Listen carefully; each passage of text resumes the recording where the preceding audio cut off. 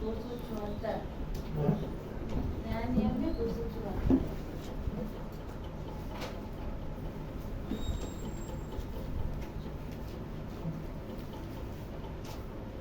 आज परमेश्वर ने जो बात रखा है, नया नियम पेज नंबर 274 अध्याय 4।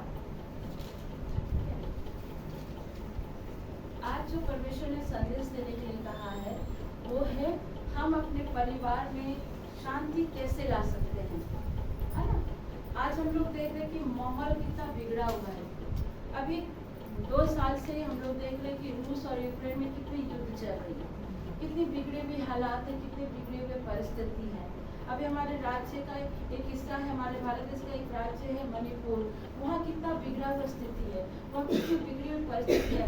मतलब हर जगह अशांति फैली हुई है, हर जगह एकदम शैतान ने क्या करके रखा, अशांति करके रखा है।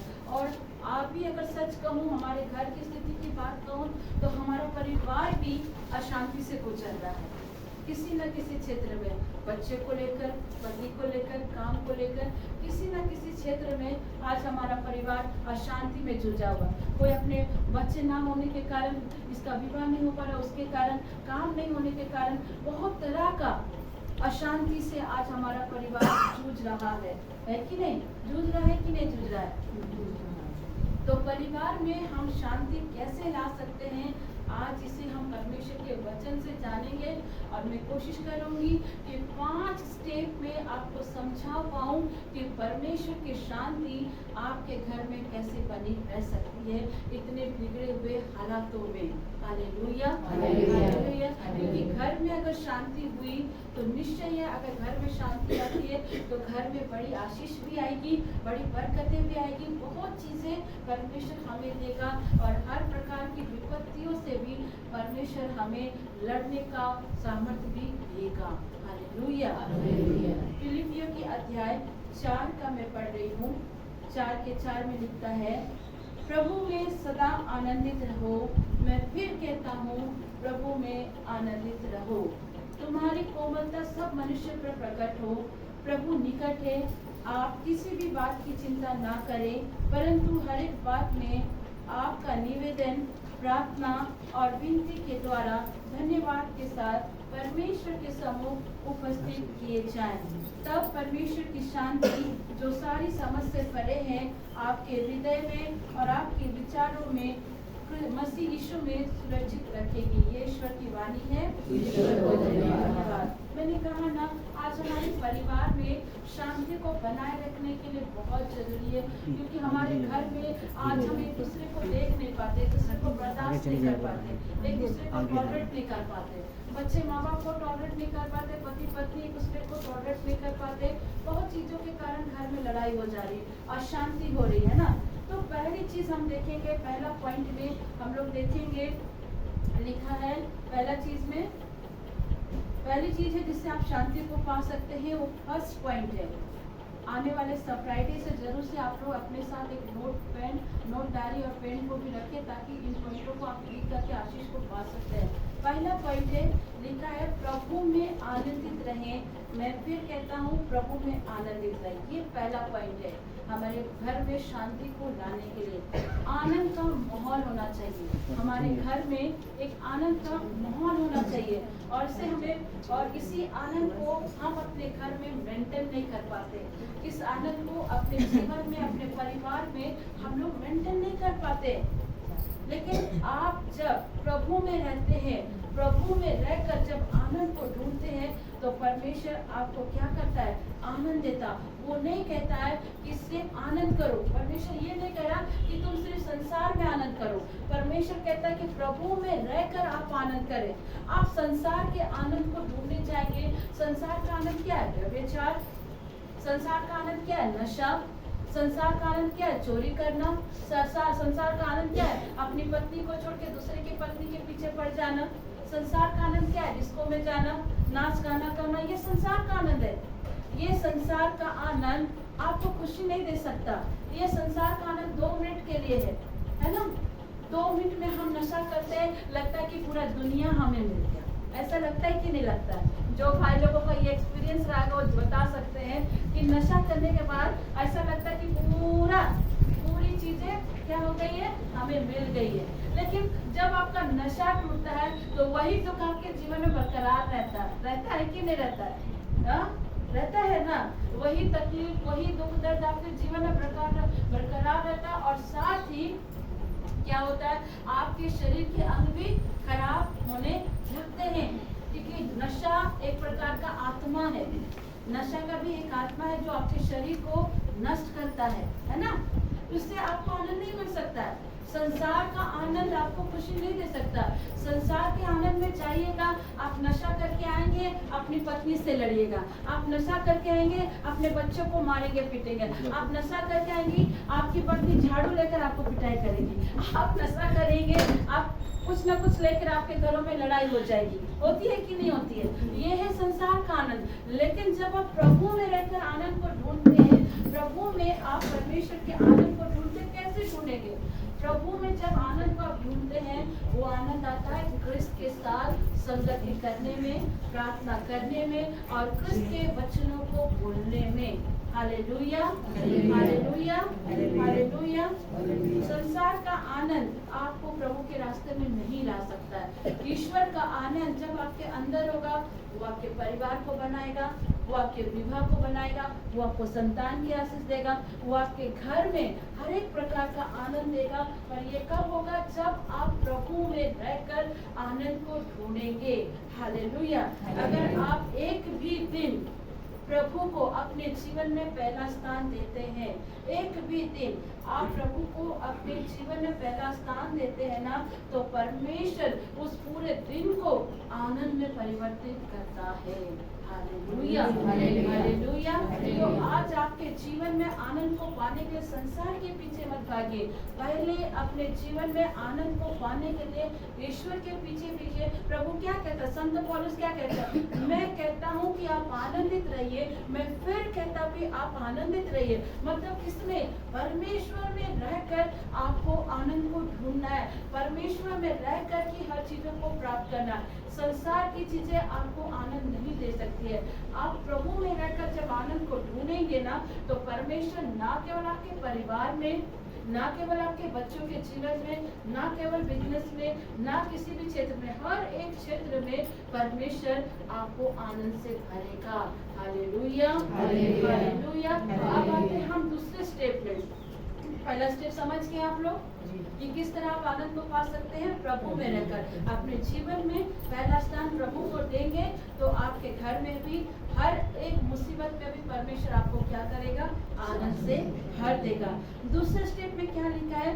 तुम्हारी कोमलता सब मनुष्य पर क्या हो? प्रकट हो। दूसरी बात, आपके अपने परिवार में आप कैसे कोमलता को, कैसे दया को प्रकट करते हैं? आपका व्यवहार कैसा है? आप कैसे अपने परिवार से व्यवहार करते हैं? आपका जो मन का भाव है, आपकी जो कोमलता, वो अपने परिवार में प्रभु प्रकट करने की बात कर रहा है। पर आप अपना व्यवहार अपने परिवार से कैसे कर रहे हैं? जब भी आप अपने परिवार के साथ बात करते हैं, तो क्या आप प्रभु की प्रेम को दर्शाते हैं, प्रभु की दया को दर्शाते हो, प्रभु का हर वो व्यवहार को दर्शाते हो? हमारा व्यवहार जो है दया के साथ होना चाहिए। आप घर में किसी भी सदस्य से बात कर रहे हैं, उसको रिस्पेक्ट देना है, पर हम ऐसा नहीं करते। कई बार मैं कहती हूँ आप लोगों को कि हद से ज्यादा दूसरों के लाइफ में इंटरफेयर मत करिए, और हद से ज्यादा अपने परिवार वालों को एडवाइस नहीं देना चाहिए। हद से ज्यादा किसी एक व्यक्ति के पीछे मत पड़ जाइए। हद से ज्यादा एक व्यक्ति को करेक्ट करने जाएंगे, सही करने जाएंगे ना, वो भी आपके लिए खतरा, एक पॉइजन बन जाता है, एक जहर है। हद से ज्यादा आप एडवाइस करोगे, वो आपको अच्छा बोलने के ज्यादा वो आपके अगेंस्ट में चल जाएगा। इसीलिए हद से ज्यादा किसी को एडवाइस मत करिए, हद से ज्यादा किसी भी पर्सन के पीछे मत पड़ जाइए। हम लोग क्या करते हैं अपने परिवार में? जब बाहर जाते हैं या घर पे आते हैं, बोलने क्या करते हैं? हाँ बोलो, क्या काम है? गुस्सा से बोलते हैं, तू तकार करके बात करते हैं, तुम ऐसा है, तुम ऐसी है, एकदम फोन भी करो, हाँ बोलो, एकदम इरिटेट होकर के। इससे क्या होता है? लड़ाई होती है। हमारा व्यवहार को हम दिखाते हैं, हमारा व्यवहार को हम दिखाते हैं। हम फोन में बात करें, हाँ बोलो, क्यों परेशान कर रही है, क्या काम है। घर आते हैं तो एटीट्यूड में दिखाते हैं। ऐसा एटीट्यूड भाई लोग भी दिखाते हैं कि मानो पत्नी घर की नौकरानी है और वो आपको सब कुछ करके दे। बाइबल इस बात को नहीं बोलती है। बाइबल क्या बोलती है? पति और पत्नी एक हैं। आप दोनों जब विवाह करते हैं तो आप शरीर में भले अलग है लेकिन आपका मन एक हो जाता है।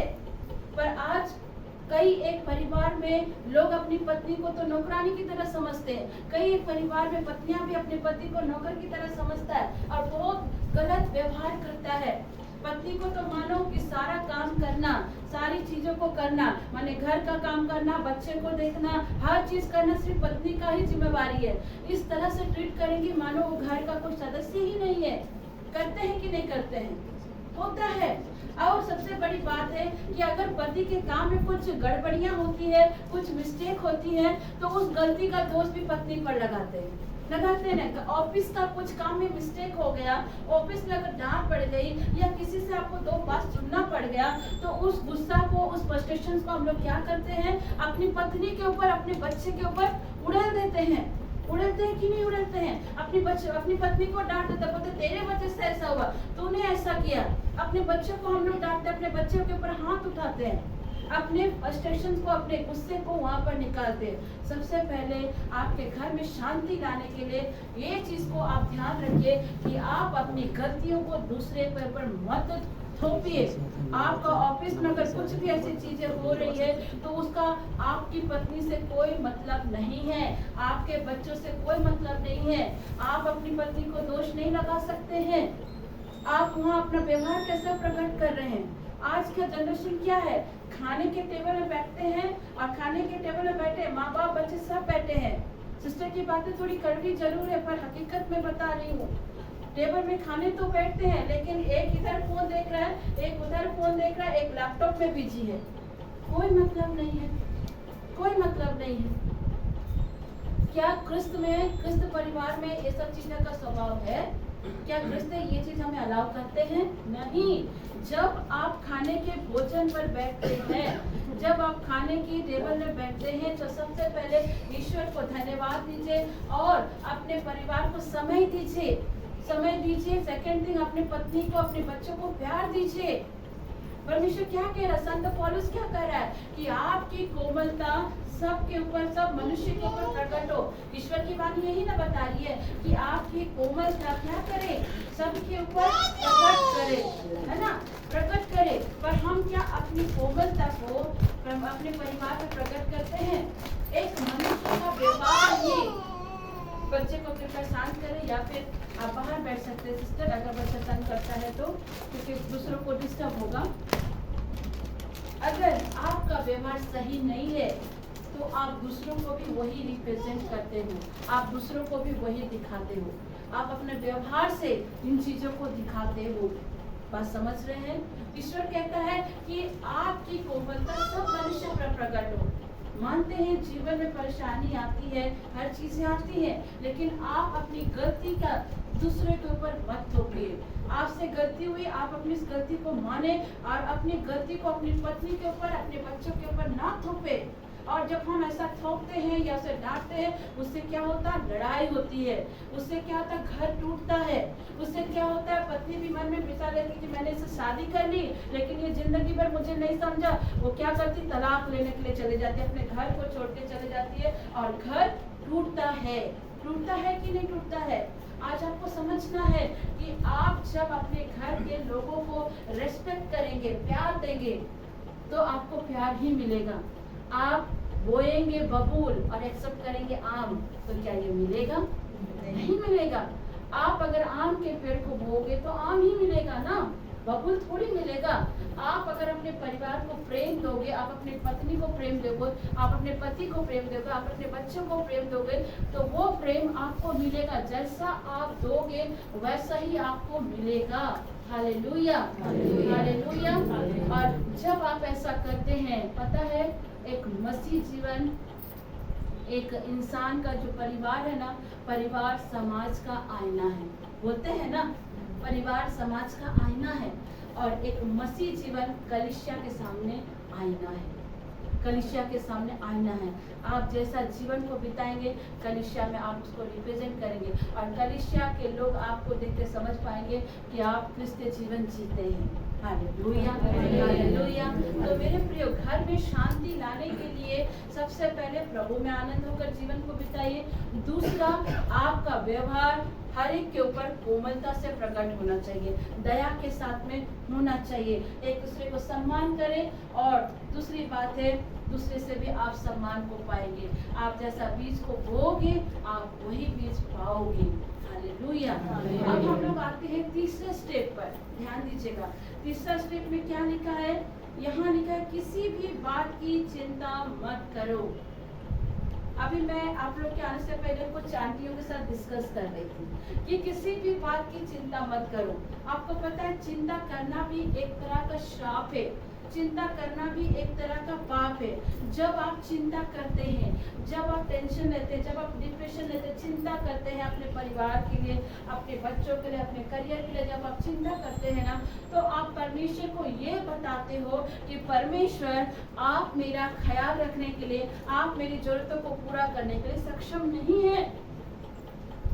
आप परमेश्वर को ये बता रहे हो कि आप मेरा ध्यान रखने के लिए, मेरा ख्याल रखने के लिए, मेरे जरूरतों को पूरा करने के लिए आप सक्षम नहीं है।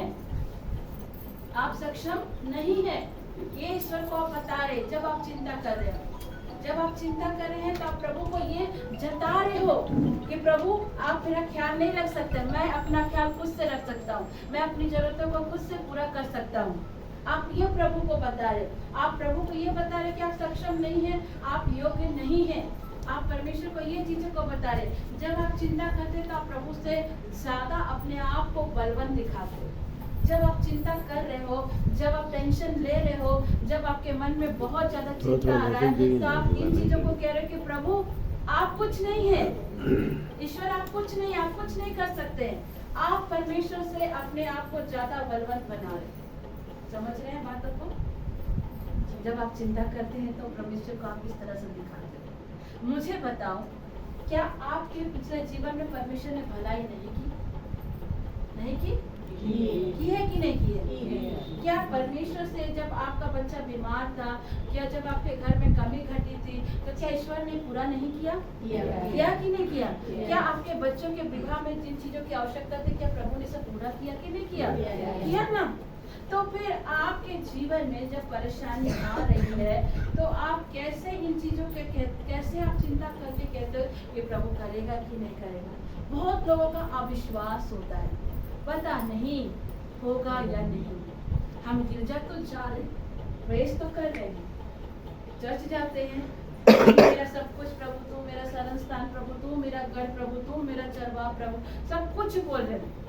लेकिन जहाँ 2 दिन बीतता है, 3 दिन बीतता है और कुछ समस्या आ जाती है तो हम क्या कहते हैं?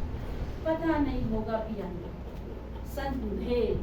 संदेह करते हैं, हर चीजों में संदेह करते हैं, पता नहीं होगा कि नहीं होगा। चिंता, इतना चिंता करते हैं। मैंने एक स्टोरी एस्तर में बताई है और आज फिर से मैं इस स्टोरी को दोहरा रही हूँ, आप लोग शायद जानते भी होंगे। एक बूढ़ी माँ बोलती है, रास्ता में चलती बोझा टुकड़ी में लेकर जाती है और रास्ते भर वो ईश्वर से विनती करती है, ईश्वर मेरा सर पे बड़ा बोझ है, मैं चल नहीं पा रही हूँ, मेरे लिए कुछ उपाय करिए। और ईश्वर उसकी विनती को सुन करके एक गाड़ी को भेजता है, डाला टेम्पो को भेजता है। और जब वो डाला टेम्पो वाला व्यक्ति उसे देखता है और कहता है, माता जी आप कहाँ को जा रही है? वो कहता है, बेटा मैं बाजार को जाऊँ, क्या तू मुझे छोड़ देगा?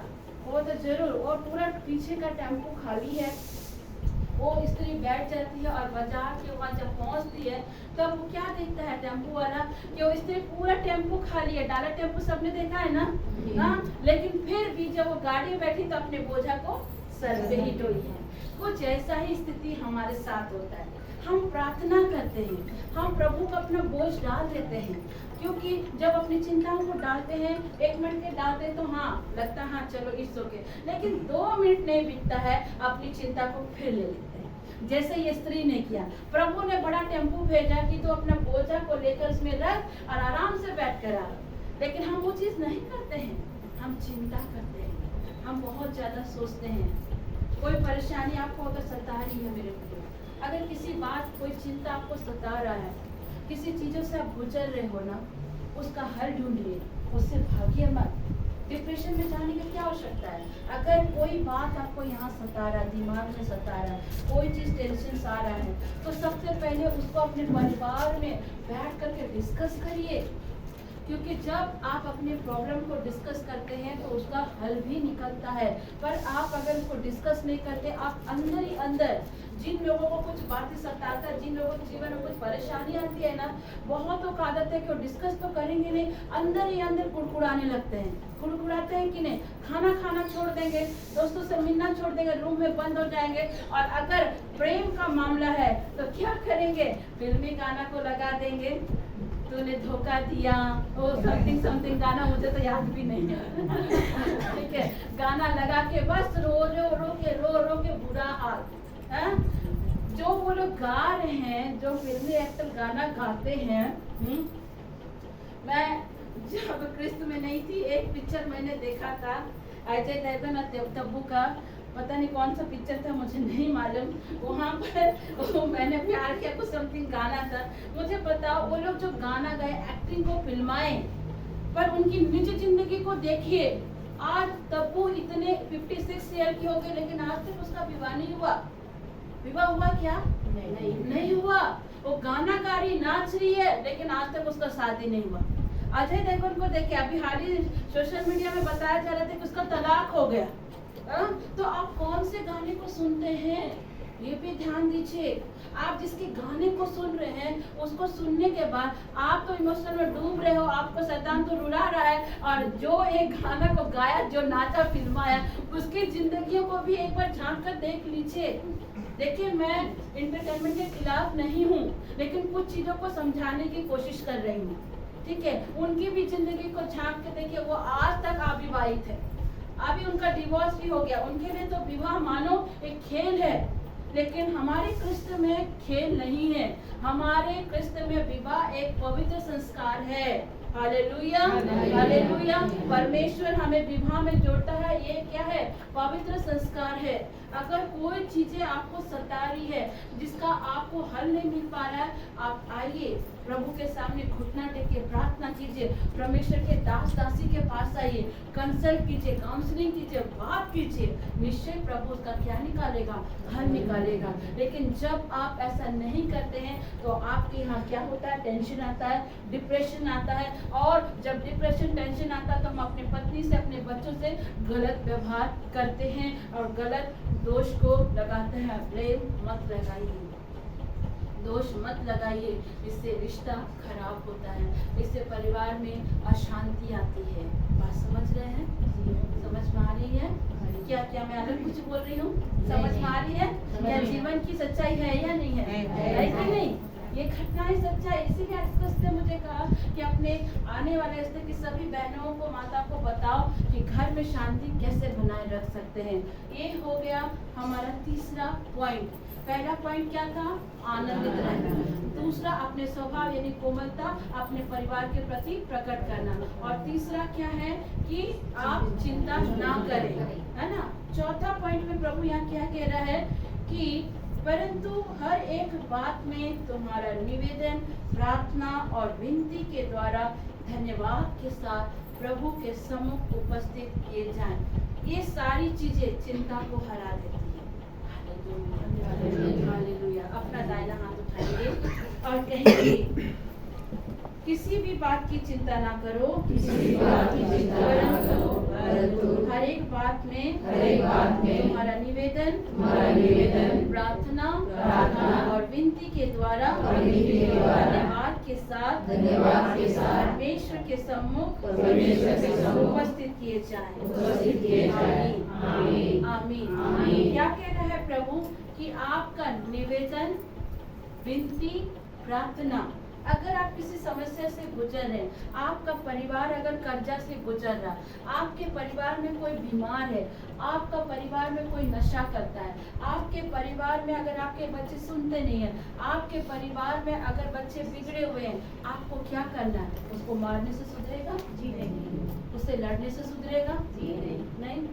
चोरी करने से कर्जा समाप्त होगी? जी नहीं। चोरी करने से लोन समाप्त होगा? नहीं। आपको क्या करना है? प्रभु क्या कह रहा है? पहले 3rd पॉइंट में किसी भी बात की चिंता मत करो।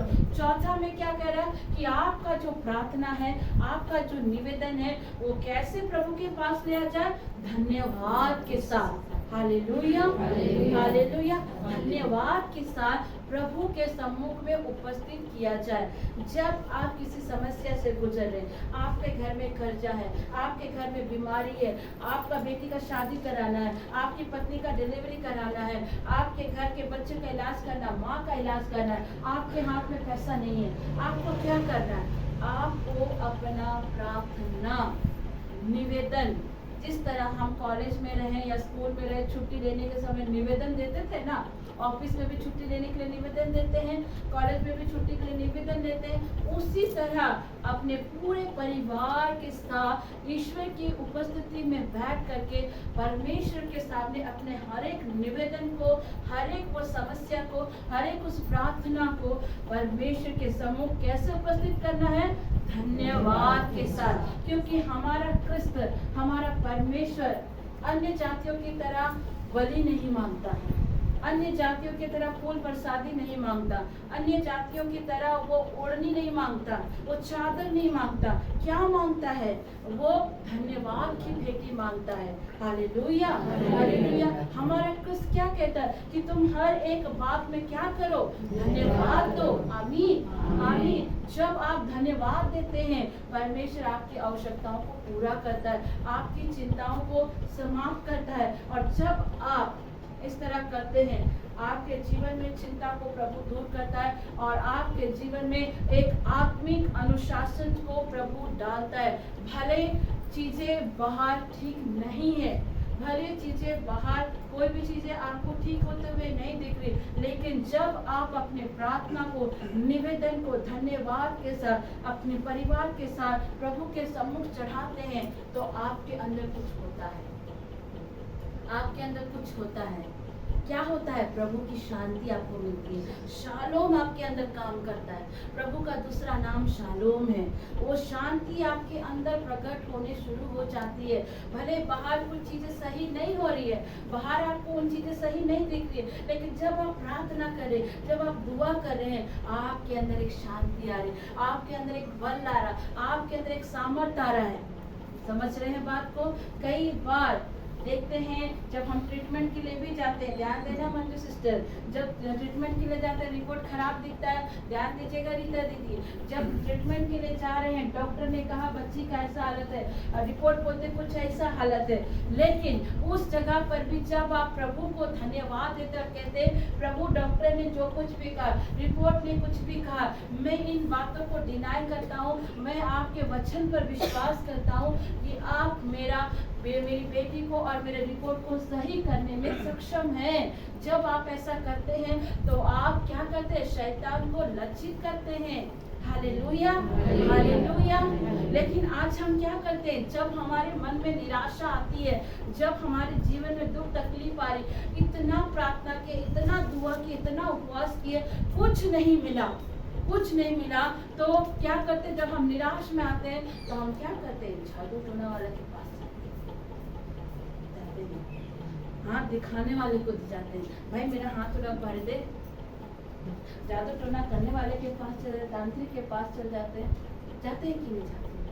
बहुत लोगों को मैं देखती हूँ, यहाँ पे या कहूँ ट्रेन में भी मैंने देखा, ट्रेन में मैं अधिकतर सफ़र करती हूँ क्योंकि मेरा प्रचार करने का काम है तो मुझे जाना पड़ता है, और कई बार टीवी के नीचे में भी आता है, कई बार मोबाइल में भी आता है, किस नंबर पे फलाना फलाना नंबर पे कॉल करें और आप मन चाहा वर पाए। आपका प्रेमी जो आपसे दूर भाग गया है वो वापस लौट आएगा, आपका जमीन आपको मिलेगा, मन चाहा प्रेम मिले। हा? आप किसको वश करना चाहते हैं? बहुत लोग बोलते हैं मेरी ननद को मैं वश करना चाहती हूँ, बहुत लोग बोलते हैं मेरे सास को वश करना। क्यों भाई? मेरी सास बहुत किच किच किच किच किच किच करती है, मेरी ननद बहुत किच किच किच किच करती है, उसको वश करना है। अपने पति को वश करना है, किसको वश कर रहे आप? तंत्र विद्या के पास जा रहे, जादू टोना के पास जा रहे, लेकिन मैं ईश्वर का धन्यवाद करती हूँ कि परमेश्वर ने मुझे बहुत ही आशीषित मदर इन लॉ दिया है। मैं बहुत आशीषित हूँ मेरे सास को लेकर कि मैं अगर कहूँ तो सचमुच मुझे मेरे अपनी माँ से भी ज़्यादा उनसे प्रेम मिला है। मैं आशीषित हूँ कि मुझे इस तरह की सास मिली है। Hallelujah, hallelujah. क्योंकि मैंने उन्हें माँ की तरह प्रेम किया। जब एक बहू अगर अपने सास को माँ की तरह प्रेम करे और एक सास अगर अपनी बहू को बेटी की तरह प्रेम करे ना, तो कभी लड़ाई नहीं होगी, कभी लड़ाई नहीं होगी। लेकिन हम लोग ऐसा नहीं करते, वो पराए घर से है। बेटी का दर्द तो दिखता है, बहू का दर्द नहीं दिखता है ना, ऐसा होता है। ऐसा ना करें। क्या कहते हैं, किसको वश करना चाह रहे हैं? बहुत लोग होते हैं ननाद को वश करना है, पति को वश करना है, अपने इस जगह को वश करना, मन चाहा प्रेम चाहिए। आपको मालूम है, आप तंत्र विद्या करके आप मन चाहा तो वर पा ले रहे हैं, मन चाहा सब कुछ कर ले, लेकिन इसकी भारी कीमत भी आपको चुकानी पड़ती है, भारी कीमत चुकानी पड़ती है। एक व्यक्ति ने जादू टोना करके सब कुछ पाया और जब उसको सब कुछ मिला उसे अपने जीवन को गंवाना पड़ा। पर ये चीजें कुछ वक्त के लिए हैं, ये चीजें बिकती हैं तभी तो ये चीजें दिखाई जा रही हैं, ये चीजें बिकती हैं तभी तो ये चीजें दिखाई जा रही है। समझ में आ रही है बात को? अगर ये जादू टोना तंत्र विद्या में इतनी शक्ति होती तो आज हमारे जवानों को बॉर्डर में लड़ना नहीं पड़ता, नहीं लड़ना पड़ता। अगर इतनी शक्ति होती इसमें, अगर जादू टोना तंत्र विद्या में इतनी शक्ति होती तो क्या हमारे जवानों को लड़ना पड़ता? नहीं पड़ता। बस एक फूंक मारते और सब चीज खत्म हो जाता, नहीं लड़ना पड़ता। अभी अगर जादू टोना में इतनी शक्ति है तो मणिपुर में शांति को लाया जा सकता था, क्या हुआ? नहीं। इन चीजों में कोई शक्ति नहीं है। पुराने विधान निर्गमन की पुस्तक में बताता है परमेश्वर का वचन कि फिरौन वो भी बहुत तरह का जादूगरों को रखता था, और जब मूसा परमेश्वर का कुछ चमत्कार करता था उसके जादूगर वाले भी उतना ही चमत्कार करते थे। लेकिन एक समय परमेश्वर उसके सारे चमत्कारों को क्या किया? समाप्त कर दिया। ये तंत्र विद्या, ये जादू टोना कुछ समय के लिए बिक्री हो सकती है, ये कुछ समय के लिए है, लेकिन इनमें इतनी ताकत नहीं है। जब आप बपतिस्मा लेते हैं, आप जब प्रभु को अपने जीवन में ग्रहण करते हैं, तो परमेश्वर का वचन बताता है याकूब के घराने में कोई भी जादू टोना, कोई भी तंत्र मंत्र काम नहीं करता है। Hallelujah, hallelujah. मेरे प्रियो, ये जादू टोना कुछ वक्त के लिए है, इनसे भी बड़ा अगर कोई है तो हमारा परमेश्वर है। हालेलुया। वो अगर जादू टोना करे, कुछ भी करे। अभी रिसेंटली सुबह में एक परिवार आया था, बहुत दूर से आया था। सुबह 7:30 बजे यहाँ वो लोग पहुंचे उतने दूर से, और पहुंचने के बाद मुझे पता चला कि वो माँ और बच्चे के लिए पूजा पाठ करा दिया था, जिस वजह से बच्चे अपनी माँ को छूने से भी डर रही थी। प्रार्थना करने के बाद जैसे बंधन तोड़े वो बच्चा अपने माँ से लिपट गया। तो कहाँ रहा जादू टोना की शक्ति? कहाँ रहा? जादू टोना से आप किसको वश करना चाहते हैं? जादू टोना से क्या आप अपना ननद को वश कर पाएंगे? अपने पति को वश कर पाएंगे? आप जादू टोना से किसको वश करना चाहते हैं? हाँ, बाइबल बताती है आप किसको वश करना चाहते हैं। अगर आपको किसी चीज को वश में करना है, आप उपवास में आइए, प्रार्थना में, और उन चीजों को वश करने के लिए प्रार्थना करिए। जैसे हुआ गुस्सा, जैसे वह चिड़चिड़ानापन, जैसे वह दूसरों के लिए गलत बातों को बोला, व्यभिचार से निकला, नशे से निकलना, ड्रग्स से निकलना, इन सारी गलत आदतों से निकलने के लिए आप उपवास करें और परमेश्वर से सहायता मांगे कि परमेश्वर ये सारी चीजें हमारे वश में हो। Hallelujah, hallelujah. पर क्या हम ऐसा करते हैं? हम नहीं करते। हम कई एक मसीह जब हम निराश हो जाते हैं, प्रभु से हमें कुछ नहीं मिल पा रहा समय पर, तो हम लोग तुरंत उठकर चले जाते हैं जादू टोना करने वालों के पास, तुरंत उठ के चले जाते हैं हाथ दिखाने वालों के पास। ऐसा ना करें, क्योंकि प्रकाशना ग्रंथ यानी प्रकाश वाक्य रेवलेशन कहता है कि जो लोग जादू टोना करते हैं, जो लोग व्यभिचार का काम करते हैं, उनके लिए नरक का दंड रखा हुआ है। अभी आपको पता नहीं चलेगा, लेकिन जब आप प्रभु में उठा लिए जाओगे और जब आपका न्याय होगा, आपको पता चलेगा कि आपको कहाँ रखा जाएगा, नरक में। क्योंकि ये बात सिस्टर ज्योति नहीं कह रही, इस समय प्रभु यीशु मसीह आपसे कह रहे हैं। प्रभु यीशु मसीह कह रहे हैं जो जादू टोना तंत्र विद्या व्यभिचार करते हैं वो सब नरक के भागी होंगे। पर आप अगर अपने जीवन में धन्यवाद के साथ अपने निवेदन को प्रभु के सम्मुख रखते हैं तो परमेश्वर आपके घर में शांति को देगा।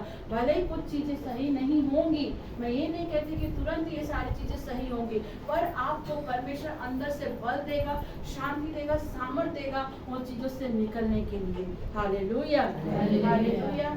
अब आते हैं हम लोग अपने अंतिम पॉइंट में। अंतिम पॉइंट क्या है?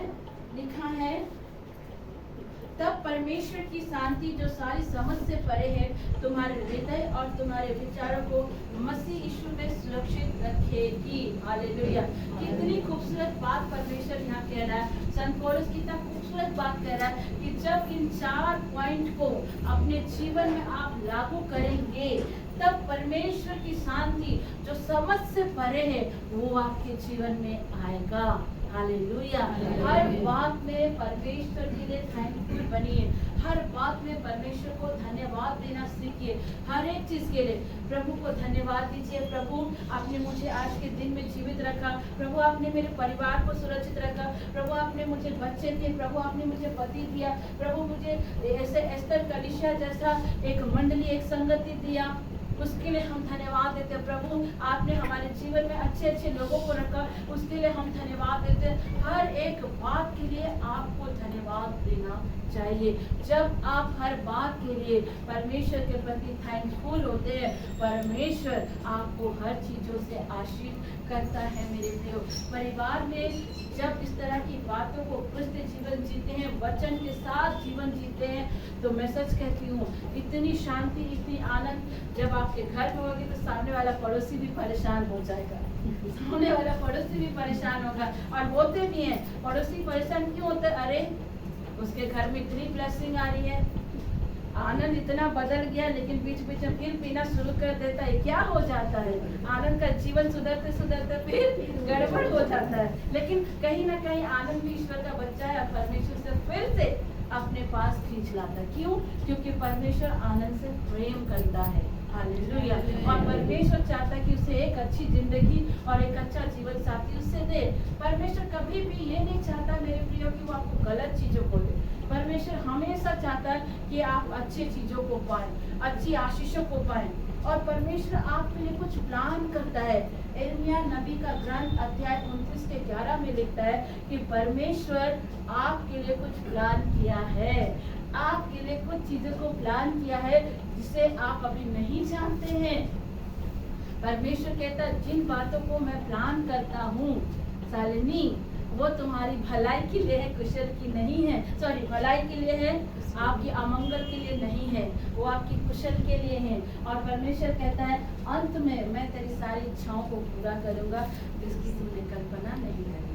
अद्भुत रीति से प्रभु इतनी ब्लेसिंग को भर देगा तुम्हारे जीवन में कि तुम समझ ही नहीं पाओगी इतना आशीर्वाद मैं कैसे बटोरूं, कैसे बटोरूं।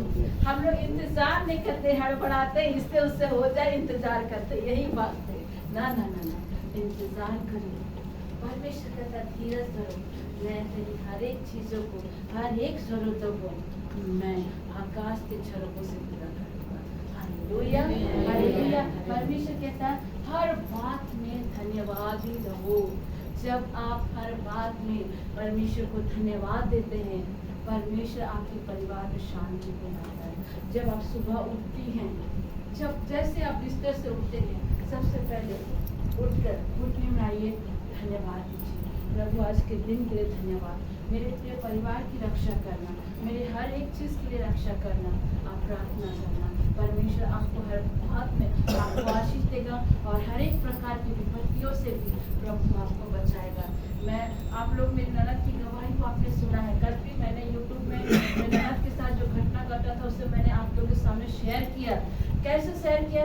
जब मेरी ननद और पुटकू डुमरी के फादर सुरेश फादर ये लोग गए थे घोरोटो के लिए, घोरोटा का स्थापना का प्रेयर के लिए, और जब ये लोग वहाँ से लौट रहे थे दूसरा दिन, मेरी सिस्टर इन लॉ ने मुझे बताया कि वो जब निकल रही थी उसके मन में हो रहा था कि कि एक बार बाइबल को पढूं, एक मन में हो रहा था ना पढूं, लेकिन उसने शैतान की बात को डिनाई किया और वो जा करके घर में बाइबल को पढ़ी और दुआ के साथ वो लोग निकले। देखिए, जब आप यात्रा भी कर रहे हैं, आप दूर दूर जगह में भी जा रहे हैं, जब आप क्रिस्त के वचन को पढ़ते हैं, प्रभु को धन्यवाद देते हैं ना, प्रभु आपके साथ साथ दूतों को भेजता है। वो दूत आपको ऐसे नहीं दिखेंगे संसारिक आंखों से, स्पिरिचुअल आइज से अगर प्रभु आपकी खोल दे तो उन चीजों को आप देख सकते हैं। और वो प्रार्थना करके निकली और वो बताती है कि जब वो आ रही थी, हल्की सी बारिश हुई थी और जब आपका तमाड़ और कुटी के बीच एक रास्ता था अड़की, वहां पर उनका गाड़ी स्किड किया। सोचिए, गाड़ी स्किड करके ऊपर से गिरा, 3-4 पलटी होकर गिरा, इतने ऊपर से खाई में जो गिरा। आप सोच सकते हैं कुछ भी हो सकता था, फादर का भी हाथ पैर टूट सकता था, फादर सुरेश का, इनका भी कुछ भी हो सकता था। लेकिन जब यह प्रार्थना और धन्यवाद के साथ प्रभु को धन्यवाद देते परमेश्वर के वचन को पढ़कर निकली, तो परमेश्वर ने उतने ऊपर खाई से जब वो गिरे, उनका एक भी हड्डी पर प्रभु ने आँच आने नहीं दिया, एक भी हड्डियों पर प्रभु ने आँच आने नहीं दिया। स्तोत्र ग्रंथ 37 में लिखता है कि 34 में लिखता है, धर्मी विपत्तियों से घिरा रहता है, धर्मी विपत्तियों से घिरा रहता है, लेकिन प्रभु उसकी एक एक हड्डियों की रक्षा करता है। Hallelujah, hallelujah. अपना दाहिना हाथ उठाकर कहेंगे, ईश्वर मैं आपका धन्यवाद करता हूँ, आप मेरे पूरे परिवार का और मेरे पूरे जीवन का एक एक हड्डियों की आपकी रक्षा करी है। बच्चे को बाहर लेकर गए। ये जो घटनाएं इनके साथ घटी, उतने बड़े खाई में गिरने के बावजूद भी ना फादर सीरियस को चोट लगा, ना मेरी सिस्टर को, सिस्टर इन लॉ को चोट लगा, गाड़ी को भी उस तरह का कुछ डैमेज नहीं होता, बस आगे का नेम प्लेट जगह थोड़ा सा डैमेज हुआ। उतने ऊपर खाई से गिरने के बाद भी ईश्वर ने बचाया। ये कैसे हुआ? जब आप घर से प्रार्थना करके निकलते हैं, दुआ करके निकलते हैं, प्रभु को धन्यवाद देते हैं, परमेश्वर के रक्षा वचन को पढ़ के निकलते हैं। जब भी आप घर से निकलते हैं ना, भजन संहिता 91 और भजन संहिता 121 यानी कि स्रोत ग्रंथ 121 और स्रोत ग्रंथ 91, साम्स 91, साम्स 121, संगीत संग्रह 91, संगीत संग्रह 121 को जब आप पढ़ के निकलते हैं, परमेश्वर के वचन में क्या लिखा है? वो अपने दूतों को आपके निमित्त आज्ञा देगा कि आप जहाँ कहीं भी जाए वो आपकी रक्षा करे। Hallelujah, hallelujah. वो परमेश्वर आपकी रक्षा करता है। आप जब भी निकलते हर बात के लिए परमेश्वर को धन्यवाद दीजिए। जब आप धन्यवाद देंगी तो परमेश्वर ना केवल आपके जीवन की रक्षा करेगा, ना केवल आपके परिवार में शांति को लाएगा, ना केवल आपके घर में ब्लेसिंग देगा, हर चीजों से परमेश्वर आपको बरकत देगा। Hallelujah, hallelujah. तो पहला पॉइंट क्या है? आनंद रहना। किसमें? प्रभु में। और दूसरा पॉइंट हमने क्या बोला? कोमलता। मतलब हमारा व्यवहार अपने परिवार और दूसरे के प्रति क्या होना चाहिए? दयापूर्ण होना चाहिए। हालेलुया। और तीसरा पॉइंट हमने क्या बोला? किसी भी बात की चिंता नहीं करना चाहिए। और चौथा पॉइंट, अपनी हर एक प्रार्थना निवेदन क्या करना चाहिए? धन्यवाद के सम्मुख चढ़ा जाए। पांचवा पॉइंट क्या है?